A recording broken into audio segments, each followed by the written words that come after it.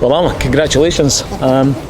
It's a game I don't think you would have prepared for in terms of going the way that the results ended up. But in terms of your early press comments this week, you were talking about you're not scared to rotate players. It'll be players for the formation, for the opposition. How do you feel that went today? Yeah, I think so. We're probably a couple of knocks. We're just managing through, so there is some forced changes today. But we spoke about embracing ambition, and we had the chance today. I couldn't guarantee we'll go top of the league because of the results, but we could go above them, and we've done a really good job so far to have 3 wins from 5, but they have 3 wins from 5, and it's just a couple of draws that we haven't been able to get, and there's the difference between us. So come here, embrace what we're saying to you, and go out and be positive and try and deliver that. And I thought we were excellent. Obviously the red card changes it, but we've been on the other side where it's about managing the game and stay in it. So for us to stick to what we're doing, to not normally maybe have so much possession and then knowing quite what to do with it. Sometimes I think we got a little bit sloppy in the first half, but then to really kick on the second half and just be ruthless. And it's a term I use quite a lot to the boys, is having a nastiness. Yep. Of just to be, go and do the right things all the time and run over the top of teams, and you don't very often get this opportunity. And there's another couple of opportunities. One, with Chanley's goal disallowed, and another one that Uzi gets through that we could have scored more. So listen, they might have got a chance at the end, but I think just to show that nastiness and ruthlessness today was really pleasing. And you were still doing business right up to the very last minute, because I think the Cregan letters on the back of his shirt were probably still warm by the time they got to the stadium, did they? Yeah, didn't quite enjoy deadline day at midnight sort of thing. With, speaking to the gym at 11:30, saying is it done and where we're at sort of thing. Yeah. But it was one that's kind of gone back and forward during the day, and we weren't sure whether it was going to happen or not. And then managed to push it through late on. And I know James we had him as a player at Falkirk a long time ago. He's a really good technical footballer. He's a little bit different. He's experienced, play wide, run in behind a little bit more. And he was excellent, and for him to score 2 goals today is different class for us and for him. Yeah, sure. And like you say, games maybe don't need to turn on a red card. It was a penalty. The Robbo's goal was certainly net bound as well after a great piece of passing play in the final 18. But again, you set yourselves up. You're going 1-0 up, and then does your game plan change because of them going to 10? I think just going into the game, we're trying to find a way.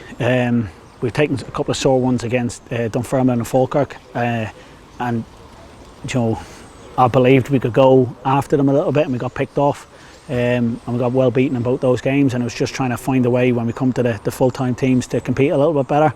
So there's some tactical tweaks in there to try and do that, and I didn't feel the need to try and change what we're trying to do. Even though they had 10 men, they still had 4 at the back and 4 midfield, or a version of that. So they still had it was still as hard for us to score or to play through them, and they probably still had a fair share of possession, which I'm happy for us to give up a little bit sometimes, and then to try and pick them off after that. And I think probably the crucial goal is just getting James Craig first just before half time, which then goes in at 2-0, and we've been on the flip side of that, going back to Dunfermline, where if you can keep it to 1-0 you have a chance in the second half. So to go in 2-0, but I did have a little bit of pop at them because I thought we'd got sloppy, and we're just giving them a chance when really we just needed to put passes in, just keep working them, just run their legs down, and show that ruthlessness. And then I think we did that in the second half. And in terms of the type of player that you brought in, experience, that's the type of experience that you need then for to give to the other players to manage games in these types of situations, where we've went in literally scored our second, back in the changing room, and it's about setting your stall out and getting ready for the second half. Yeah, and listen, the boys were really good. There was lots of noise and energy in there when I went in, and it's probably a big step forward from where we were last year. So there's big characters, boys who are taking responsibility.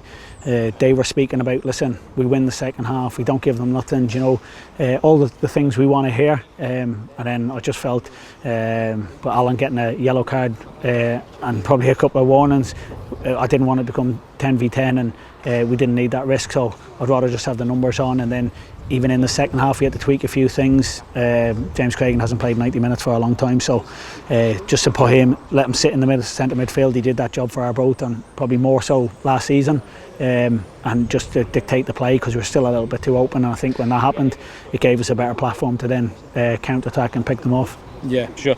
And again, for the third, it was a corner that wasn't cleared too well by the opposition, and then you get Liam Fontaine on the edge of the box about to strike a goalmouth melee, and then Robertson gets the goal.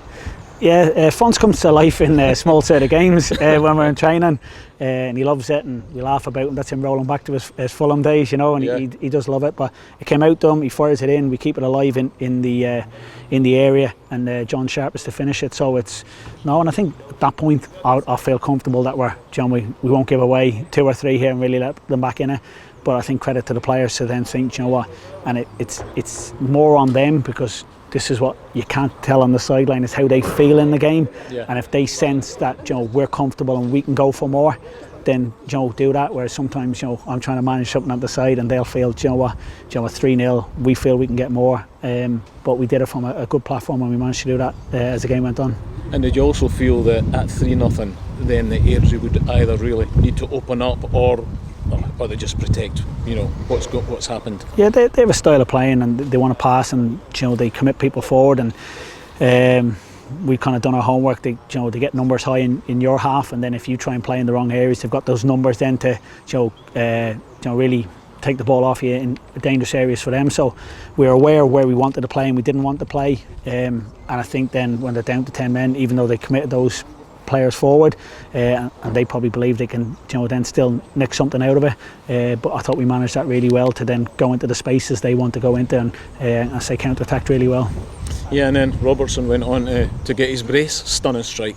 Brilliant, and he did similar here in the League Cup, where he gets on a half turn in the middle of the half and he gets running at people, and he's starting to mix it up a little bit. They can go both ways, but he eventually he'll end up back on his left foot, and a hell of a strike into the top corner.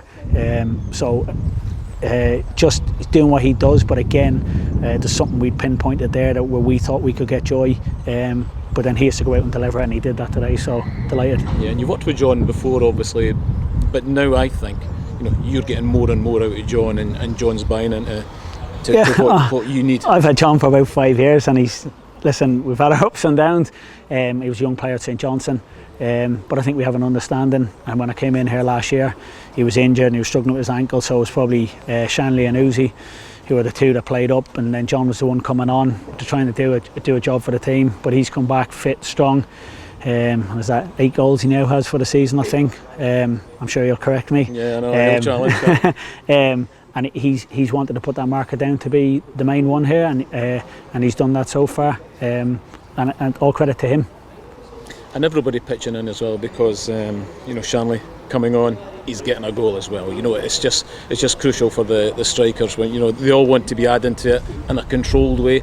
And Uzi also came close a couple of times. And the one thing I was going to mention though is that the Airdrie keeper done really well anyway, and stopping probably 3 or 4 one-on-ones. Yeah, listen, it's hard from his young boy coming into the game, and he's probably a lot busier than he wanted to be, especially in that second half, but he's made a couple of really good saves in there, and then we've had a goal disallowed from Shanley after that as well. So credit to him, and it is difficult, and he'll learn and he'll get better through his career.